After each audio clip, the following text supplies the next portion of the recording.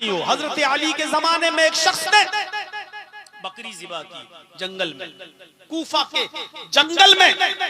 हजरत अली के जमाने में एक शख्स ने जंगल में पहाड़ी के किनारे बकरी ज़िबा की।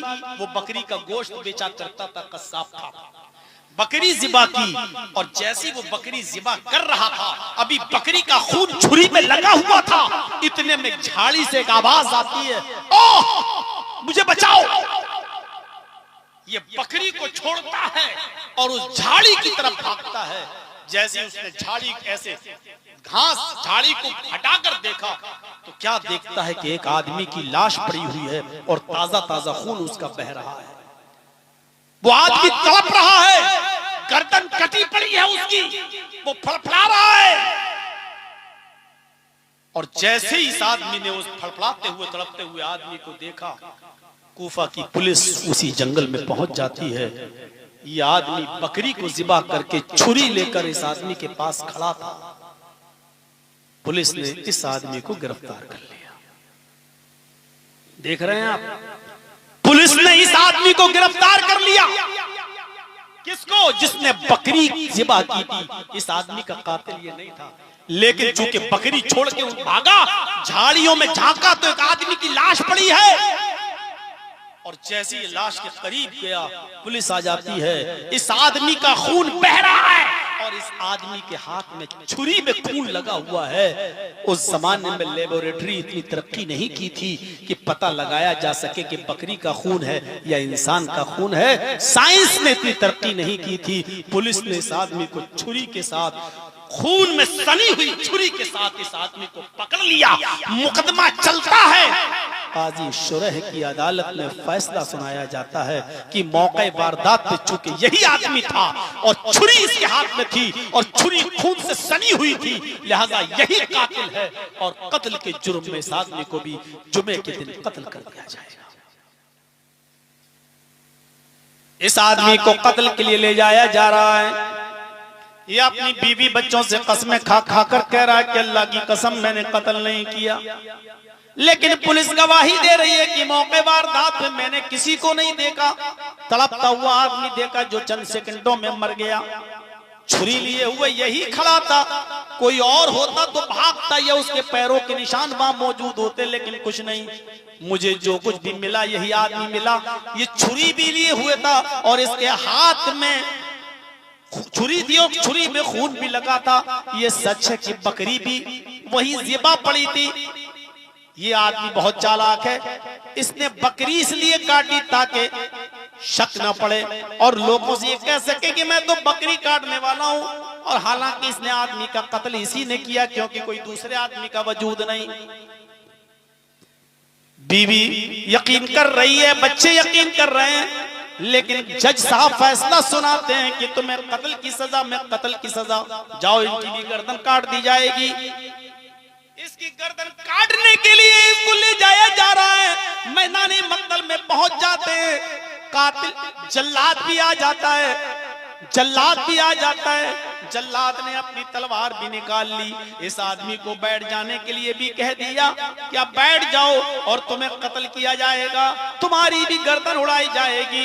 इस आदमी के पीछे से हाथ भी बांध दिए गए हैं, पीछे से हाथ बंधे हैं, गर्दन झुकी हुई है और सजा मजमे आम में सब लोगों के सामने दी जा रही है। उन नाजरीन में, उन देखने वालों में बहुत सी भीड़ जमा है। सब देख रहे हैं कि अभी इस आदमी की गर्दन तन से जुदा होने वाली है। उसी भीड़ में से एक आदमी निकलता है और कहता है, अमीरुल मोमिनीन आए अली रज़ी अल्लाह ताला अन्हु, इस आदमी को कत्ल मत कीजिए, इसलिए कि ये आदमी कातिल नहीं है, इस आदमी ने कत्ल नहीं किया है। ये आदमी वाकई बकरी का ज़िबा करने वाला है, ये बकरी का गोश्त बेचा करता है। इस आदमी ने उसको कत्ल नहीं किया है। हजरत अली ने पूछा, फिर असल कातिल कौन है? अगर इसने कत्ल नहीं किया तो फिर असली कातिल कौन है? इस आदमी ने कहा, अमीरुल मोमिनीन, असली कातिल आपके सामने खड़ा है, असली गुनाहगार मैं हूँ। इसके भी बीवी बच्चे हैं। मैंने सिर्फ अल्लाह की रज़ामंदी के लिए मैं चला आया कि मेरी वजह से एक बेकसूर आदमी ना मारा जाए। मैं दो का कातिल हो जाऊंगा। एक तो वो आदमी मारा गया और दूसरा ये भी मेरी वजह से मारा जाएगा। इसलिए मैं अभी तौबा करके आया हूं, अब मैं दूसरे आदमी का गुनाह अपने सर नहीं ले सकता। आया अमीरुल मोमिनीन, मैंने कत्ल किया है, इसको छोड़ दीजिए और इसकी जगह पर मुझे कत्ल कर दीजिए। मुकदमा फिर चलता है और काजी शुरैह की अदालत में फैसला होता है कि अब असली कातिल मिल गया, उसको कत्ल कर दो। हजरत अली ने कहा, काजी साहब क्या इस आदमी ने एक आदमी को बचाया नहीं? वक्त से पहले ये आदमी आ गया और इस आदमी ने गवाही दी कि असली कातिल नहीं है। अगर ये नहीं आता तो एक बेगुनाह मारा जाता, एक बेकसूर मारा जाता। इस आदमी ने वक्त से पहले पहुंचकर एक बेकसूर आदमी की जान बचाई है, उसका इनाम क्या मिलना चाहिए? कत्ल किया है, उसकी सजा में तो कत्ल होना चाहिए ये, लेकिन एक बेगुनाह की जान भी तो बचाई है, एक बेकसूर की जान भी तो बचाई है। और अल्लाह कहता कुरान में, मन अहयाहा, जिसने किसी एक इंसान को बचाया, एक इंसान को बचाया, फकअन्नमा अहयन्नास जमिया, गोया कि उसने पूरी दुनिया की इंसानियत को बचा लिया। अगर ये वक्त पे ना आता तो बेगुनाह मारा जाता, वक्त पे आकर इसने बेगुनाह की जान बचाई, उसके इनाम में इसको भी बख्श दिया जाए, इसके कत्ल की सजा भी माफ कर दी जाए। काजी शुरैह ने कहा, तुम्हारी कुरान की आयत सुनने के बाद इस आदमी को माफ किया जा रहा है, इस आदमी की कत्ल की सजा खत्म की जा रही है, इसलिए कि इसने एक बेगुनाह आदमी को बचाया भी है, एक बेगुनाह की जान भी बचाई।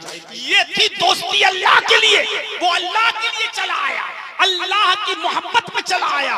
ये बेकसूर आदमी का ना मारा जाए। मेरे भाइयों, आज तो एक दूसरे पर इल्जाम लगाने वाली कौम, मैं बच जाऊं, ये मेरी जगह पर फंस जाए और खुश होते हैं, देखो पुलिस गलत सिमत में दौड़ रही है, असल तो मैं था लेकिन वो दूसरा।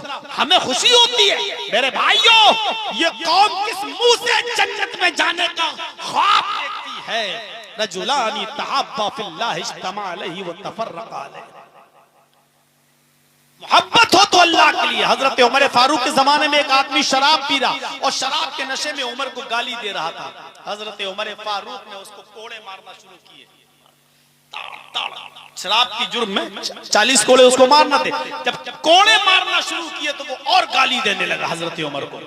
शराब पिया तो उमर फारूक ने कोड़े मारे, जब कोड़े मारना शुरू किए तो वो गाली देने लगा उमर फारूक को बुरी बुरी। उमर फारूक ने कहा, छोड़ दो इसको, जाने दो। लोगों ने कहा कि ये तो गाली दे रहा था, आपको तो और मारना चाहिए। कहा, यही तो मैं सोच रहा था कि मैं तो इसको शराब पीने की सजा दे रहा था 40 कोड़े, लेकिन ये मुझे गाली देने लगा, मुझे और गुस्सा आया। अगर इस गुस्से में ये मारा जाता, मैं इसको पीटता तो ये मेरा जाती इंतकाम होता, ये अल्लाह के लिए कहा होता। अगर इस गुस्से में मैं मारता तो ये मैं जाती बदला लेता, लिहाजा मैं इसको जाती बदला नहीं लेता, मैं माफ कर रहा हूँ। हजरत उमर फारूक ने उसको, देखिए ये होती है मोहब्बत अल्लाह के लिए कि हम जाती बदला नहीं लेंगे। इसने मुझे गाली दी, अब गुस्सा आया, अब पहले तो ऐसे ऐसे मार रहे थे, गुस्से में और तेज मारेंगे, तो ये जाती बदला होता। हजरत उमर ने उसको छोड़ दिया और नजरअंदाज कर दिया। तो मोहब्बत हो तो अल्लाह के लिए और दुश्मनी हो तो अल्लाह के लिए। 4 चीजें हो गई, 4 चीजें। 5वीं चीज पर मैं थोड़ा सा वक्त लूंगा आपका, और 2 चीजें बकिया ऐसी तर्जमा करके फिर मैं आपसे थोड़ा सा मदरसे का ताबुन करता हूं। मेरे भाइयों, 5वीं चीज पर गौर कीजिएगा जो आज के इस जमाने के लिहाज से बिल्कुल परफेक्ट है, और वो क्या है? रजुलुन तलबत इम्राअतुन ज़ात मनसब व जमाल फक़ाल इन्नी अख़ाफ़ुल्लाह। 5वां वो आदमी अल्लाह के अर्श के साए में होगा जिसको किसी खूबसूरत औरत ने बुरे काम के लिए बुलाया। तलबतहुम इम्राअतुन ज़ात मनसब व जमाल, बड़े जाहो हशमत वाली औरत ने, हस्बो नसब वाली औरत, बाजारू औरत की बात नहीं हो रही है। ये 200-500 रुपए में अपना जिस्म बेचने वाली औरतों की बात नहीं हो रही है। ज़ात मनसब व जमाल, बहुत खूबसूरत और जाहो हशमत वाली, हस्बो नसब वाली, जिसको हम कह सकते हैं मॉडर्न और परफेक्ट। औरत ने बुरे काम के लिए बुलाया। परफेक्ट का मतलब घर भी उसका मॉडर्न जमाने से लबरेज, टाइम भी है उसके पास, पैसा भी आपको दे रही है, आपकी पांचों उंगलियां घी में, सिर्फ आपको बुलाती है अपने मकसद के लिए, और आप उस बड़ी हस्बो नस्ब वाली स्टैंडर्ड है वो, जिसको हम कह सकते हैं आज के जमाने में स्टैंडर्ड, परफेक्ट, हस्बो नस्ब वाली, आलीशान और खूबसूरत, पैसों वाली अमीर जादी, एसी रूम में, कमरा भी आपको मुहैया, टाइम भी है उसके पास, आपको कोई टेंशन नहीं, सारे टेंशनों को भुला देती है वो, सिर्फ आपसे कह रही है आ जाओ, घर भी मेरा, मकान भी मेरा, टाइम भी मेरा, वक्त भी मेरा, और मैं तुम्हें पैसा भी दूंगी, मैं तुम्हें ये भी खुश भी रखूंगी। ऐसी औरत ने अगर किसी को बुलाया और ये आदमी वहां पहुंच गया, उस औरत की खूबसूरती को देख भी लिया, उसके करीब भी चला गया, लेकिन उसने जब उसको अपने ऊपर माइल किया, अपनी तरफ खींचा, तो इसने कह दिया हट दूर, इन्नी अखाफुल्लाह, मैं तो अल्लाह से डरता हूँ, दूर हट जा मेरे सामने से, मैं ये गलत काम नहीं कर सकता। मौका होने के बाद औरत भी सामने मौजूद हो, लड़की सामने मौजूद हो, और उसके बाद सारे मौके मौजूद हो, सारे आपके पास सारे असबाब मुहैया हो, और उसके बाद कह दो कि मैं अल्लाह से डरता हूं, तो ऐसा आदमी अल्लाह के अर्श के साए में होगा। ये हदीस लड़कियों के लिए भी है कि कोई अमीर लड़का आपको बुलाए, वक्त भी दे रहा हो, पैसा भी दे रहा हो, सब कुछ दे रहा हो, और तुम उस लड़के के करीब जाकर कह दो अखा इन्नी अकाफुल्लाह, मैं अल्लाह से डरती हूँ, तो वो लड़की भी अर्श के साए में होगी, वो औरत भी अर्श के साए में होगी। मेरे भाइयों, तसव्वुर कीजिए ये वाकया क्या बताता है, हमें क्या सिखाता है। इमाम इब्ने सीरीन बहुत बड़े बुजुर्ग गुजरे, कपड़े की गठरी अपने सर पे लाद के बजाजी का काम किया करते थे, गांव गांव जाकर कपड़ा बेचा करते थे। उस एक गांव में एक बेवा औरत रहती थी, बड़ी खूबसूरत थी, उसका शौहर मर चुका था, उसने अपनी नौकरानियां लगा रखी थी कि कोई नौजवान मिले तो उसको मेरे पास लेकर आओ। एक नौकरानी ने, मुलाजिमा ने, बांदी ने उसको बताया एक बहुत खूबसूरत नौजवान है, कपड़े का काम करता है, कपड़ा बेचता है, हम उसको कपड़ा खरीदने के बहाने ले आएंगे, बाकी आप संभाल लेना। कहा ठीक है। ये बुला के लाई इमाम इब्ने सीरीन को और कहा कि मेरी मालिकन है, आपसे कपड़ा खरीदना चाहती हैं, चलिए घर पे। वो घर पे गए, वो अंदर कमरे में ले गई मालिकन, वो बेवा औरत, और कपड़ा दिखाने लगे, ये इतने रुपए मीटर, ये इतना, ये इतने का, ये इतने का, अपना कपड़ा खोलना शुरू कर दिया। और वो औरत दिल लगी की बातें करने लगी और बहुत ज्यादा वो कहने लगी, अरे सब छोड़िए, आइए मेरे पास आइए, ये सारे कपड़ा हम ले लेंगे, आपको इसकी कीमत दे देंगे, आप आइए पहले इधर आइए। और दिल लगी। अब ये समझ गए कि ये औरत ठीक नहीं है, ये मुझसे गलत काम करवाना चाह रही है। इन्होंने कपड़े की गठरी बांधी और लगे अल्हम्दुलिल्लाह नहमदुहु व नस्तईनुहु व नस्तगफिर, लगे दर्स देने और जहन्नम का अज़ाब, कब्र का अज़ाब और जिना की सजा सब कुछ बयान करना शुरू कर दिया। वो औरत सुनती रही और सुनने के बाद कहने लगी बस हो गया। कहा बस ठीक है, मैंने भी एक कान से सुना, दूसरे कान से उड़ा दिया। उदनु मिन्नी, मेरे करीब आइए और मेरे ख्वाहिश को पूरा कीजिए। ये समझ गए कि जवानी का भूत इस पे चढ़ा हुआ है, ये नहीं मानेगी और ये मेरी भी आखिरत बर्बाद कर देगी। तो इमाम इब्ने सीरीन रहमतुल्लाह अलैह ने क्या किया आपको बताऊं? कहने लगे कि मुझे बड़ी जोर से लैट्रीन लगी है, मुझे क़ज़ाए हाजत की जरूरत है, मुझे लैट्रीन बता दो कहाँ है। वो कहने लगी आओ। वो लेके गई। इमाम इब्ने सीरीन वहां लैट्रीन के बहाने, लैट्रीन से फारिग होने के बाद घुस गए किचन में, और किचन में एक नाली थी, उस नाली की खराब कीचड़ जो थी काली बदबूदार, उस कीचड़ को अपने हाथों से उठाकर अपने कपड़ों पे, अपने चेहरे पे, अपनी दाढ़ी पे और अपने जिस्म पे मल लिया उस गंदगी को। और उस औरत के पास आए कि चलो कहाँ मिलना है, आओ चलो बिस्तर पे। वो कहने लगे हट हट बदबू हट, चल भाग। इमाम इब्ने सीरीन ने पूरे कपड़े की गठरी उठाई और भागे, सीधे घर आए। उन्होंने अपनी बीवी को पूरी बात बताई। बीवी ने अल्लाह का शुक्र अदा किया, कहा कोई बात नहीं, थोड़ी देर के लिए गंदे हो गए, लेकिन चलो नहाओ धो, कपड़े मैं धुल देती हूँ आपके। मेरे भाइयों, उन्होंने वहां आकर अल्लाह का शुक्र अदा किया। जो अपने आप को जिना से बचाना चाहे तो उसके पास हजारों रास्ते हैं। मेरे भाइयों, बचा सकता है। ये हदीस का टुकड़ा उन लोगों के लिए है कि जो लोग खूबसूरत औरतों के बुलाने पर ये कहते हैं कि मैं अल्लाह से डरता हूं, क़यामत के दिन ये लोग भी अर्श के साए में होंगे। 5 चीजें हो गई। छठी चीज सिर्फ तर्जुमा, रजुलुन तसद्दक़ बिसदक़तिन फ़अख़फ़ाहा, जिसने सदका किया, खैरात, किसी गरीब की मदद की, इतने चुपके से कि दाएं हाथ से दिया, बाएं हाथ को भी उसकी खबर ना हो। यानी बाप अगर सदका दे तो बेटे को पता ना चले, शौहर सदका दे तो बीवी को पता ना चले। गरीब की मदद। आजकल क्या होता है, रमजान के महीने में हम ज़कात देते हैं, कपड़ा निकालते हैं और साड़ी दे रहे हैं किसी औरत को, फोटो खींच रहे हैं, फेसबुक पे डालना है, आज मैंने इतने गरीब औरतों को कंबल दिया, इतने गरीब औरतों को हमने साड़ी दी। अल्लाह के बंदो, रिया और नमूद से डरो, ये दिखावा बंद करो। तुम्हें किसने हक दिया कि उस गरीब को रुस्वा करो, उसको साड़ी देकर उसकी इज्जत का सौदा करो और समाज में दिखाओ कि इस औरत को हमने कपड़ा दिया, इस औरत को साड़ी दी।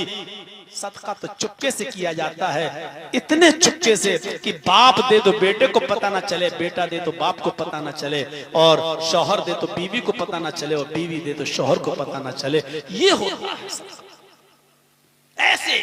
तो कयामत के दिन ऐसा शख्स भी अर्श के साए में होगा जिसने चुपके से सदका किया, दाएं हाथ से दिया और बाएं हाथ को भी खबर नहीं हुई। और 7वां आदमी जो अर्श के साए में होगा वो होगा रजुलुन ज़करल्लाह खालियन फफ़ाज़त ऐना, जिसने अल्लाह को तन्हाई में याद किया और उसकी आंखों में आंसू आ गए। मजमे में जो अपने रब की इबादत में लगा हुआ है। जवानी की इबादत अल्लाह को बड़ी पसंद है। जवानी की इबादत पैदा होने से लेकर 10 साल तक, 11, ये बचपना कहलाता है। 10 साल के बाद जब बच्चे को बालिग हो जाए, उसको रात में ख्वाब देखकर एहतिलाम होना शुरू हो जाए, बिस्तर पर वो नापाक होना शुरू हो जाए, तो वहां से उसकी नौजवानी शुरू होती है और 25 साल तक वो नौजवान रहता है। 25 साल से लेकर 40 साल तक ये जवानी कहलाती है। 40 साल से लेकर 55 साल तक ये अधेड़ उम्र की कहलाता है, और 55 साल से लेकर आखिर पूरी जिंदगी तक ये बुढ़ापा कहलाता है। मेरे भाइयों, यहां ये सोचिएगा कि दूसरी चीज जो अल्लाह के नबी ने बताई वो क्या है, वह शाबुन नशा फी इबादतिल्लाह, वो नौजवान और जवान आदमी जो अपने रब की इबादत में लगा हुआ है। जवानी की इबादत अल्लाह को पसंद है। बुढ़ापे में तो सब मस्जिद पकड़ लेते हैं, 4 लड़कियां थी, चारों की शादी हो गई, 2 बेटे थे, सबकी शादी हो गई। अब क्या करते, अब तो अल्लाह अल्लाह करने के दिन आ गए, अब अल्लाह अल्लाह करने के दिन आए हैं।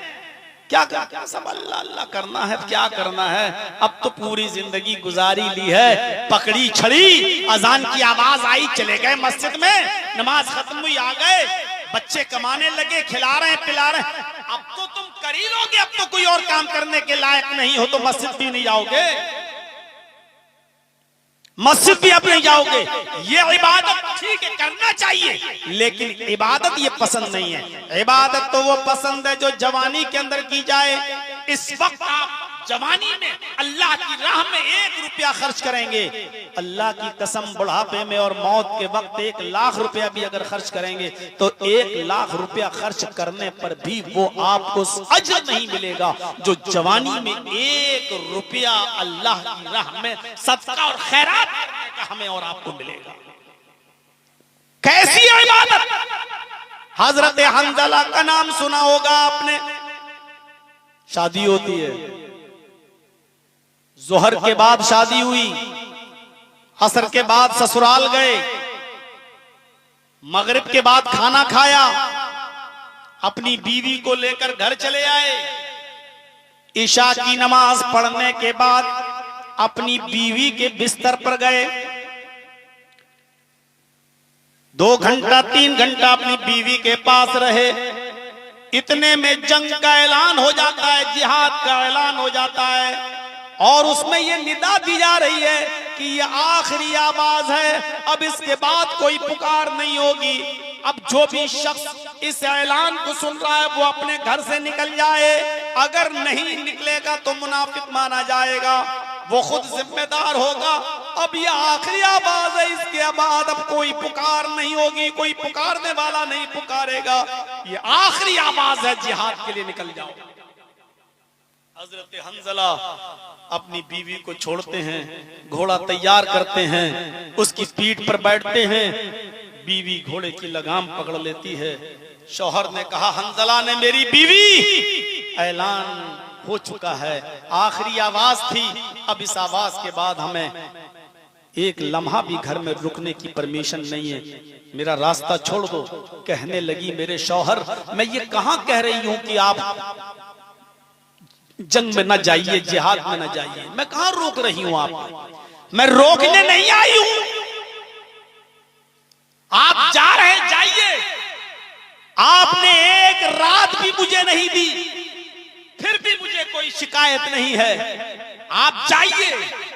लेकिन अभी आप मुझे रुखसत करके मेरे घर से लाए, और ईशा की नमाज पढ़ने के बाद आपने अभी मेरे साथ मुजामत की, मेरे साथ सोहबत की है, मेरे साथ हम बिस्तर हुए हैं। आप आए, मेरे शौहर मैदान जंग में जा रहे हैं, या तो वापस आएंगे या शहीद कर दिए जाएंगे, 2 ही चीजें, या तो जिंदा लौट कर आए तो गाजी, या शहीद हो गए, कत्ल कर दिए गए तो शहीद। ऐ मेरे शौहर, दोनों कामों में से कोई भी हो सकता है।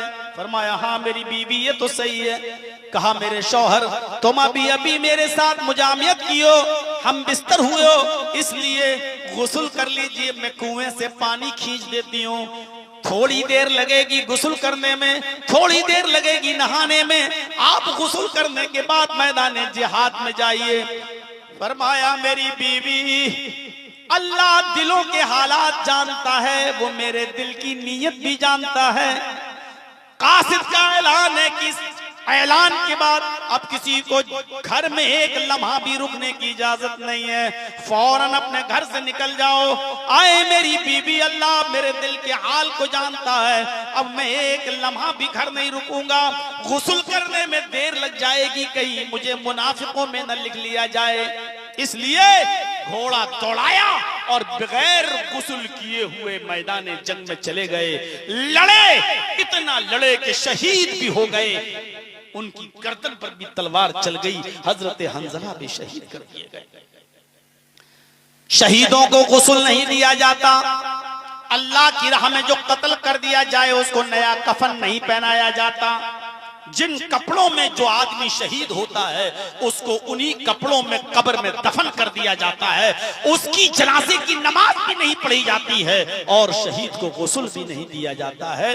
अल्लाह के नबी जनाब मोहम्मद रसूलुल्लाह सल्लल्लाहु अलैहि वसल्लम ने हुक्म दिया, हंजला को कब्र में ऐसे ही दफन कर दो। उसकी बीवी दौड़ती हुई आती है, कहती है, अल्लाह के नबी, हंजला को गुस्ल क्यों नहीं दिया जा रहा है, मेरा शौहर अल्लाह की राह में कत्ल कर दिया गया है, मेरे शौहर को गुस्ल दे दीजिए। अल्लाह के नबी ने फरमाया, आए हंजला की बीवी, तुझे पता नहीं शहीदों को गुस्ल नहीं दिया जाता है, जो अल्लाह की राह में कत्ल कर दिया जाए उसको गुस्ल नहीं, उसको कफन नहीं पहनाया जाता, उसकी नमाज जनाजा नहीं होती। हंजला की बीवी कहने लगी, आए अल्लाह की नबी, मैं आपको कैसे समझाऊं, इन्नल्लाह ला यस्तही मिनल हक, अल्लाह ताला हक बात कहने से नहीं शर्माता है, इसलिए मैं आपको बता रही हूँ। अय अल्लाह के नबी, हंजला बगैर गुस्ल किए हुए मैदान जंग में आ गए, वो लड़े, शादी करके मुझे लेकर आए और मेरे साथ उन्होंने मेरा हक अदा किया। हम बिस्तर हुए और ऐलान जंग सुनकर वो निकल गए, उन्होंने गुस्ल नहीं किया और लड़ते लड़ते शहीद हो गए। आय अल्लाह के नबी, मैं उस गुस्ल की बात कर रही हूँ, उनको गुस्ल दे दिया जाए। अल्लाह के नबी कहते हैं, अच्छा ये बात है, रुको। थोड़ी देर के बाद कहते हैं, सहाबियों हंजला को दफन कर दो। उसकी बीवी ने कहा अल्लाह के नबी मेरी बात नहीं सुनी और ऐसे ही दफनाने के लिए ले जा रहे हैं, उनको गुस्ल नहीं दिया जा रहा है। आपने फरमाया हंजला की बीवी तुम घर जाओ, अल्लाह की कसम अभी अभी मोहम्मद ने अपनी आंखों से देखा है आसमान से फरिश्ते उतरे हैं और उन उतरने वाले फरिश्तों ने तेरे शौहर को गुस्ल दिया है। तेरे फरिश्तों को तेरे शौहर को मेरे गुस्ल की जरूरत नहीं, वो गसीरुल मलाइका है, फरिश्ते उसको गुस्ल दे चुके हैं, फरिश्तों ने उसको नहला दिया है। तेरे शौहर को फरिश्तों ने गुस्ल दे दिया है, मेरे गुस्ल की जरूरत नहीं है, तुम आराम से घर जाओ। मेरे भाइयों ये जवानी की इबादत थी, जिसने शादी की जोहर में, असर में ससुराल गया, मगरिब में खाना खाया और अपनी बीवी को लेकर आया, इशा के बाद अपनी बीवी से मिला और आधी रात में मैदान जंग में निकल गया। 24 घंटे भी उसकी बीवी उसके साथ न रह सकी और मैदान जंग में उसने खुशी खुशी अपनी जान का नजराना पेश कर दिया। गुस्ल देने के लिए फरिश्ते आसमान से उतरे। ये जवानी की इबादत है और ऐसी इबादतों को अल्लाह पसंद करता है। हमारी जवानी की इबादतें कैसी हैं? हर मुसलमान गौर करे, हर नौजवान गौर करे। 26 साल पहले जो माहौल था आज भी वो माहौल, 26 साल पहले जहेज की जो भरमार थी आज भी। पहले साइकिल चलती थी, अब मोटरसाइकिल चलती है। पहले 5, 6, 10 हजार मांगे जाते थे, अब 3, 4 लाख 5 लाख रुपए की डिमांड की जाती है। करेंसी की कीमत बढ़ती गई, स्टाइल भी भीख मांगने की बढ़ती गई। लेकिन इन 25-26 साल के अरसे में पूछो कि तब्दीली कितनी आई, तो कोई तब्दीली नहीं आई, कोई चेंजिंग नहीं आई। जलसों का असर कितना पड़ा, तो कोई असर नहीं पड़ा। अगर कोई मुझसे कहे कि 100 में आप कितना नंबर देंगे, तो मैं 0/100। कोई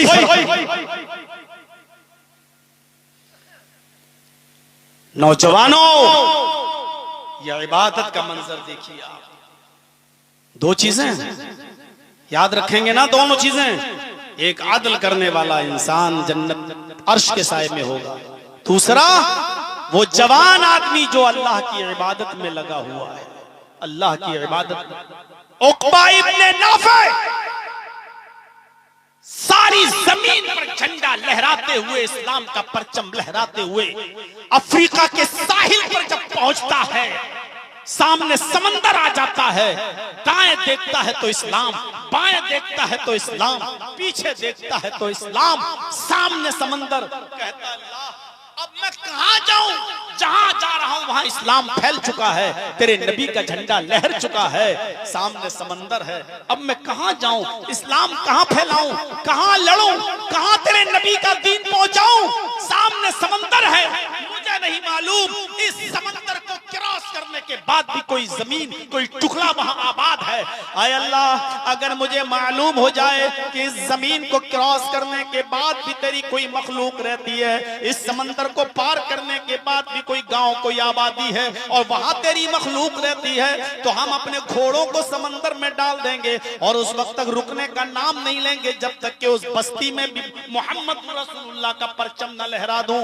ये था उक़बा इब्ने नाफ़े, जिसने अपनी नौजवानी में यह ऐलान किया था कि आय अल्लाह, अगर मालूम हो जाए कि समंदर को पार करने के बाद भी कोई बस्ती रहती है, तो मैं अपने घोड़ों को समंदर में डाल दूं। तुम अपने घर में इस्लाम नाफिज नहीं कर सकते हो, पूरे शहर में क्या इस्लाम नाफिज करोगे? पूरे स्टेट में क्या इस्लाम नाफिज करोगे? अरे जिस भाई की हुकूमत अपनी बहन पे न चलती हो, जिस बाप की हुकूमत अपनी बेटी पे न चलती हो, जो अपनी बेटी से पर्दा न करा सके, जो भाई अपनी बहन को पर्दा न बता सके और पर्दे में न रख सके, जो अपने घर में इस्लाम नाफिज न कर सके, मेरे भाइयों, तो पूरे मुल्क में इस्लाम क्या नाफिज करेगा? पूरे शहर में और पूरे गांव में इस्लाम नाफिज क्या करेगा? इसलिए याद रखिए, वो नौजवान अल्लाह के अर्श के साए में होगा कयामत के दिन, जो अल्लाह की इबादत में लगा। अब तीसरी चीज की तरफ आइए, वशाबुन नशा फी इबादत रब्बिही, व रजुलुन क़ल्बुहु मुअल्लकुन फिल मसाजिद, वो शख्स जिसका दिल मस्जिद में लटका हुआ है। लटका हुआ का मतलब नमाज पढ़ लेता है वो एक अलग मसला हो गया। लटका हुआ का मतलब रजुलुन क़ल्बुहु मुअल्लकुन फिल मसाजिद, जिसका दिल मुअल्लक है, लटका हुआ है मस्जिदों में।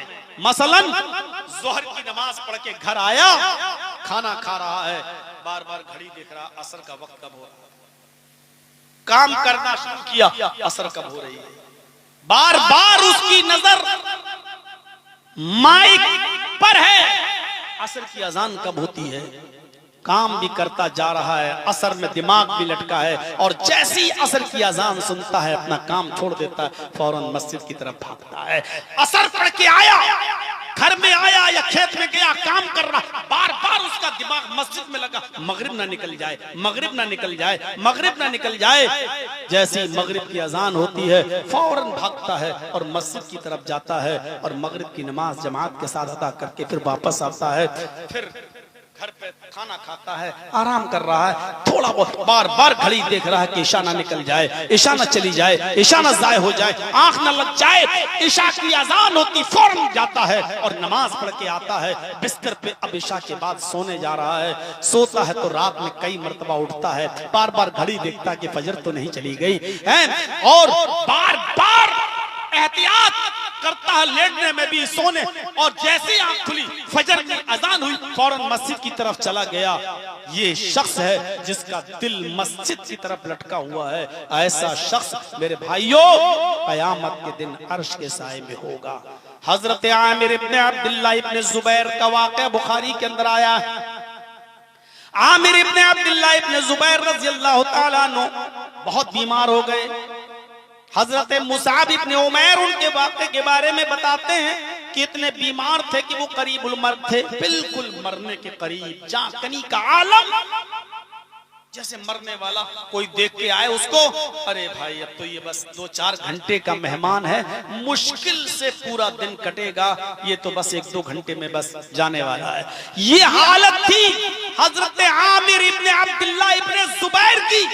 हजरत मुसाब कहते हैं कि मैं उनको देखने के लिए जब उनके घर पहुंचा तो उनका आलम, उनकी बेबसी बड़ी ऐसे कर रहे हैं, मतलब जहां कनी का आलम है, बिल्कुल करीबुल मर्ग हैं, बिस्तर पर लेटे हैं, इंतकाल होने वाला है।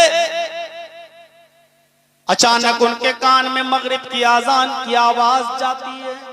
आमिर इब्ने अब्दुल्लाह इब्ने जुबैर के कान में मगरिब की आजान की आवाज, मगरिब की आजान की आवाज, अल्लाहु अकबर, अल्लाहु अकबर, अजान की आवाज जैसी ही सुनते हैं आमिर इब्ने अब्दुल्लाह इब्ने जुबैर अपने बेटों से कहते हैं, मेरे बेटो मुझे उठाओ बिस्तर से और मस्जिद की तरफ ले चलो।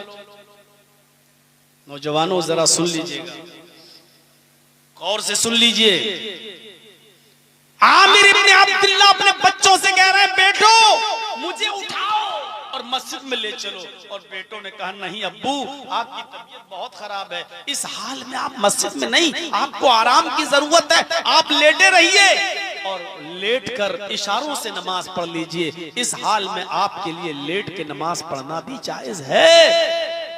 आमिर इब्ने अब्दुल्लाह इब्ने जुबैर फरमाते हैं, मेरे बेटो अल्लाह का दाई दावत दे रहा है, उसकी दावत की आवाज मेरे कानों में आ रही है, उसके आजान की आवाज मेरे कानों में आ रही है। ऐसा कैसे हो सकता है कि मैं अल्लाह के दाई की दावत को ठुकरा दूं और उसको रिजेक्ट कर दूं? नहीं, मुझे मस्जिद में लेके चलना पड़ेगा तुम्हें, ये तुम्हारे बाप का हुक्म है।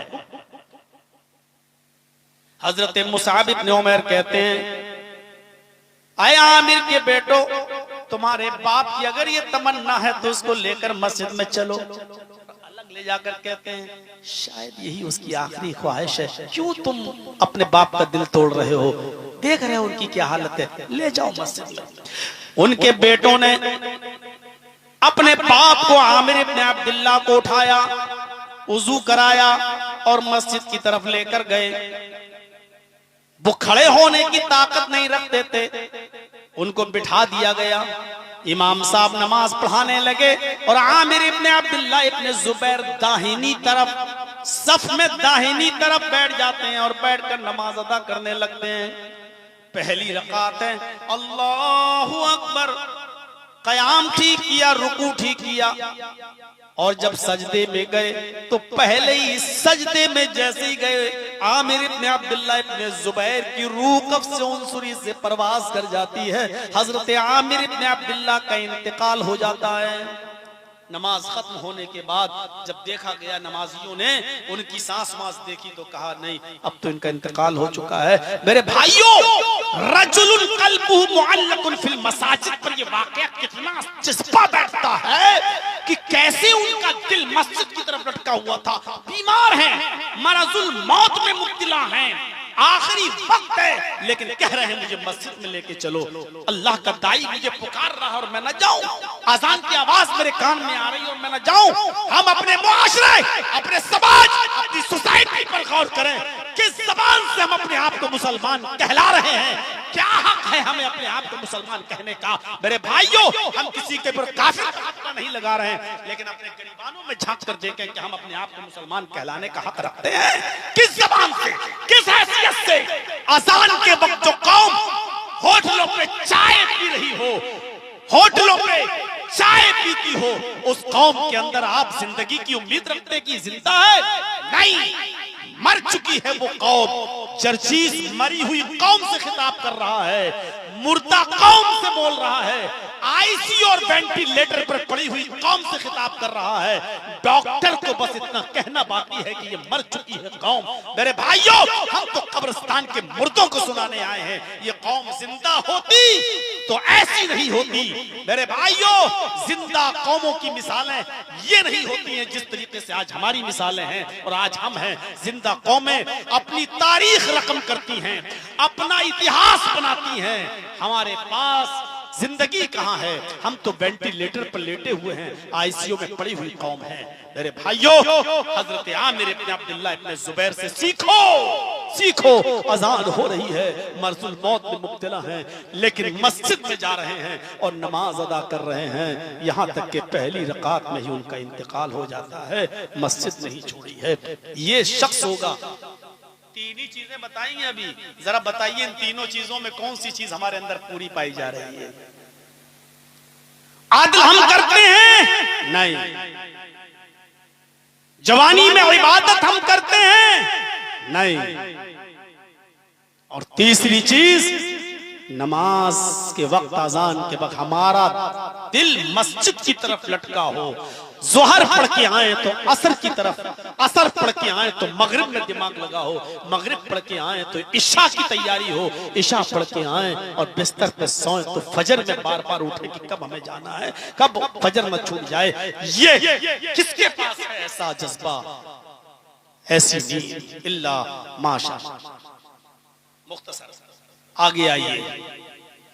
चौथी चीज, वरजुलानी तहाब्बा फिल्लाह इज्तमा अलैहि व तफर्रका अलैहि। किसी से दोस्ती करो, मोहब्बत तो अल्लाह के लिए, और दुश्मनी करो तो अल्लाह के लिए। अरे कारोबार के लिए दोस्ती दुश्मनी तो सभी कर लेते हैं, अल्लाह के लिए दोस्ती हो और दुश्मनी हो तो अल्लाह के लिए। जर्जीस साहब, अजान हो रही है, आपसे कह रहे हैं नमाज पढ़िए। अच्छा ठीक है, जाइए जाइए, ठीक है मैं आ जाऊंगा। असर में फिर कहा चलिए भाई अजान हो रही है, तो मैं जोहर में नहीं गए हो, असर में चलो। तुम जाओ यार, मैं आ रहा हूँ। मगरिब में मैंने फिर कह दिया अरे भाई चलिए नमाज पढ़ने। अरे मौलाना साहब, आप क्यों मेरा दिमाग चाट के रह गए? आप पढ़िए ना, जाइए ना, मैं पढ़ लूंगा, मुझे मौका मिलेगा तो। इशा में मौलाना ने फिर कह दिया, ए भैया तो आज के बाद मेरे घर पे मत आना, मुझे बार बार नमाज के लिए मत कहना, तुझे पढ़ना तो पढ़, तुझे कोई नहीं रोक रहा, आज के बाद मत आना। अब जर्जीस साहब उसके पास नहीं जा रहे हैं, कोई फर्क नहीं पड़ेगा क्योंकि तुमने मना कर दिया है। अब अगर हम तुमसे नमाज की बात नहीं कर रहे हैं तो इसमें कोई बुराई नहीं है। अगर अब हम तुमसे बोलना छोड़ देते हैं तो ये अल्लाह के लिए बोलना ना बोलना है, इसमें गुनाह नहीं होगा। ये हदीस आप पर सादिक नहीं आएगी कि 3 दिन से ज्यादा अगर कोई मुसलमान किसी मुसलमान भाई से नाराज रहा, बातचीत नहीं किया तो उसकी नमाज नहीं होगी, उसका रोजा नहीं होगा, कोई फर्ज और नफली इबादत कबूल नहीं। अब आप उस पर फिट नहीं बैठेंगे, मना कर दिया, आप रुक जाइए, मत जाइए, ठीक है, छोड़ो। जब तक मना नहीं कर रहा है आप उसको कहते रहिए। अल्लाह के लिए दोस्ती हो, अल्लाह के लिए दुश्मनी हो। हजरत अली के जमाने में एक शख्स ने बकरी ज़िबा की जंगल में, कूफा के जंगल में। हजरत अली के जमाने में एक शख्स ने जंगल में पहाड़ी के किनारे बकरी ज़िबा की। वो बकरी का गोश्त बेचा करता था, कस्साब था। बकरी ज़िबा की और जैसी वो बकरी ज़िबा कर रहा था, अभी बकरी का खून छुरी में लगा हुआ था, इतने में झाड़ी से एक आवाज आती है, ओह मुझे बचाओ। ये बकरी को छोड़ता है और उस झाड़ी की तरफ भागता है। जैसे उसने झाड़ी ऐसे घास झाड़ी को हटाकर देखा तो क्या देखता है कि एक आदमी की लाश पड़ी हुई है और ताजा ताजा खून उसका बह रहा है। वो आदमी तड़प रहा है, गर्दन कटी पड़ी है उसकी, वो फड़फड़ा रहा है। और जैसे ही इस आदमी ने उस फड़फड़ाते हुए तड़पते हुए आदमी को देखा, कूफा की पुलिस उसी जंगल में पहुंच जाती है। ये आदमी बकरी को ज़िबा करके छुरी लेकर इस आदमी के पास खड़ा था। पुलिस ने इस आदमी को गिरफ्तार कर लिया। देख रहे हैं आप, पुलिस ने इस आदमी को गिरफ्तार कर लिया। किसको? जिसने बकरी ज़िबा की थी। इस आदमी का कातिल ये नहीं था, लेकिन चूंकि बकरी छोड़ के वो भागा, झाड़ियों में झांका तो एक आदमी की लाश पड़ी है। और जैसे ही लाश के करीब गया, पुलिस आ जाती है। इस आदमी का खून बह रहा है और इस आदमी के हाथ में छुरी में खून लगा हुआ है। उस जमाने में लेबोरेटरी इतनी तरक्की नहीं की थी कि पता लगाया जा सके कि बकरी का खून है या इंसान का खून है। साइंस ने इतनी तरक्की नहीं की थी। पुलिस ने इस आदमी को छुरी के साथ, खून में सनी हुई छुरी के साथ इस आदमी को पकड़ लिया। मुकदमा चलता है। काजी शुरह की अदालत में फैसला सुनाया जाता है कि मौके वारदात पे चूंकि यही आदमी था और छुरी इसके हाथ में थी और छुरी खून से सनी हुई थी, लिहाजा यही कातिल है और कत्ल के जुर्म में इस आदमी को भी जुमे के दिन कत्ल कर दिया जाएगा। इस आदमी को कत्ल के लिए ले जाया जा रहा है। ये अपनी बीवी बच्चों से कसमें खा खा कर कह रहा है कि अल्लाह की कसम मैंने कत्ल नहीं किया, लेकिन पुलिस गवाही दे रही है कि मौके वारदात में मैंने किसी को नहीं देखा। तड़पता हुआ आदमी देखा जो चंद सेकंडों में मर गया। छुरी लिए हुए यही खड़ा था, कोई और होता तो भागता या उसके पैरों के निशान वहां मौजूद होते, लेकिन कुछ नहीं। मुझे जो कुछ भी मिला यही आदमी मिला। ये छुरी भी लिए हुए था और इसके हाथ में छुरी थी और छुरी में खून भी लगा था। ये सच है कि बकरी भी वही ज़िबा पड़ी थी। ये आदमी बहुत चालाक है। इसने बकरी इसलिए काटी ताकि शक न पड़े और लोगों से ये कह सके कि मैं तो बकरी काटने वाला हूं, और हालांकि इसने आदमी का कत्ल इसी ने किया क्योंकि कोई दूसरे आदमी का वजूद नहीं। बीवी यकीन कर रही है, बच्चे यकीन कर रहे हैं, लेकिन जज साहब फैसला सुनाते हैं कि तुम्हें कत्ल की सजा, मैं कत्ल की सजा, जाओ इनकी भी गर्दन काट दी जाएगी। इसकी गर्दन काटने के लिए इसको ले जाया जा रहा है। मैदानी मक्तल में पहुंच जाते हैं। कातिल जल्लाद भी आ जाता है, जल्लाद भी आ जाता है। जल्लाद ने अपनी तलवार भी निकाल ली। इस आदमी को बैठ जाने के लिए भी कह दिया कि आप बैठ जाओ और तुम्हें कत्ल किया जाएगा, तुम्हारी भी गर्दन उड़ाई जाएगी। इस आदमी के पीछे से हाथ भी बांध दिए गए हैं, पीछे से हाथ बंधे हैं, गर्दन झुकी हुई है और सजा मजमे आम में सब लोगों के सामने दी जा रही है। उन नाजरीन में, उन देखने वालों में बहुत सी भीड़ जमा है। सब देख रहे हैं कि अभी इस आदमी की गर्दन तन से जुदा होने वाली है।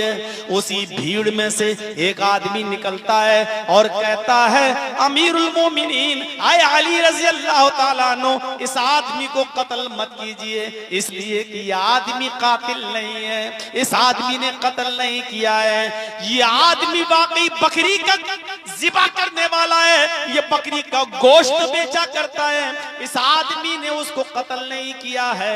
हजरत अली ने पूछा फिर असल कातिल कौन है? अगर इसने कत्ल नहीं किया तो फिर असली कातिल कौन है? इस आदमी ने कहा अमीरुल मोमिनीन, असली कातिल आपके सामने खड़ा है, असली गुनाहगार मैं हूँ, इसके भी बीवी बच्चे हैं। मैंने सिर्फ अल्लाह की रजामंदी के लिए मैं चला आया कि मेरी वजह से एक बेकसूर आदमी ना मारा जाए। मैं दो का कातिल हो जाऊंगा, एक तो वो आदमी मारा गया और दूसरा ये भी मेरी वजह से मारा जाएगा। इसलिए मैं अभी तौबा करके आया हूँ, अब मैं दूसरे आदमी का गुनाह अपने सर नहीं ले सकता। आया अमीरुल मोमिनीन, मैंने कत्ल किया है, इसको छोड़ दीजिए और इसकी जगह पर मुझे कत्ल कर दीजिए।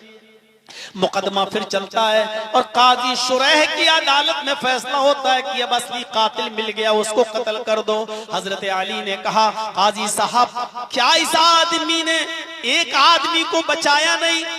वक्त से पहले ये आदमी आ गया और इस आदमी ने गवाही दी कि असली कातिल नहीं है। अगर ये नहीं आता तो एक बेगुनाह मारा जाता, एक बेकसूर मारा जाता। इस आदमी ने वक्त से पहले पहुंचकर एक बेकसूर आदमी की जान बचाई है, उसका इनाम क्या मिलना चाहिए?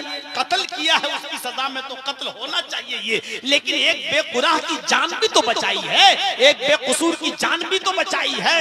और अल्लाह कहता है कुरान में, मन अहयाहा, जिसने किसी एक इंसान को बचाया, एक इंसान को बचाया, फकअन्नमा अहयन्नास जमिया, गोया कि उसने पूरी दुनिया की इंसानियत को बचा लिया। अगर ये वक्त पे ना आता तो बेगुनाह मारा जाता, वक्त पे आकर इसने बेगुनाह की जान बचे। तो सब रो लेते हैं, हाँ भाई, हमारे आंखों में भी आंसू आ जाएंगे तकरीर करते करते, और आपके भी सुन सुन के आंसू आ जाएंगे।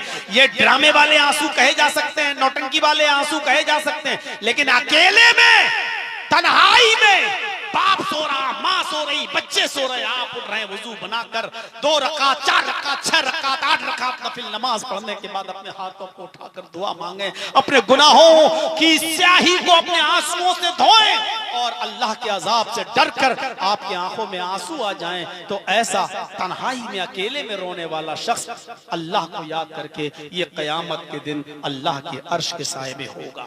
सातों चीजें फिर से गिन लो। अदलो इंसाफ करने वाला इंसान, ये पहला शख्स। दूसरा वो जवान जो अल्लाह की इबादत में लगा हुआ है। तीसरा वो शख्स जिसका दिल मस्जिद की तरफ लटका हुआ है, अटका हुआ है। चौथा वो शख्स जो किसी से मोहब्बत करता है तो अल्लाह के लिए, और नफरत करता है किसी से तो अल्लाह के लिए। पांचवा वो शख्स जिसको किसी खूबसूरत औरत ने बुरे काम के लिए बुलाया और उसने कह दिया कि मैं अल्लाह से डरता हूँ। छठा वो शख्स जिसने सदका और खैरात चुपके से दिया दाहिने हाथ से कि बाएं हाथ को भी खबर न हुई। और सातवां वो आदमी जिसने तन्हाई में अपने रब को याद किया और वो अल्लाह को याद करके रो दिया, जहन्नम के अजाब को सोचकर, जहन्नम के अजाब को तसव्वुर करके वो रो दिया। तो वो भी क़यामत के दिन अर्श के साए में होगा। मेरे भाइयों, ये सातों खूबी हम अपने अंदर पैदा करें। और आइए, बस इतनी सी मुख्तसर सी बात के बाद अब मैं आपसे गुजारिश कर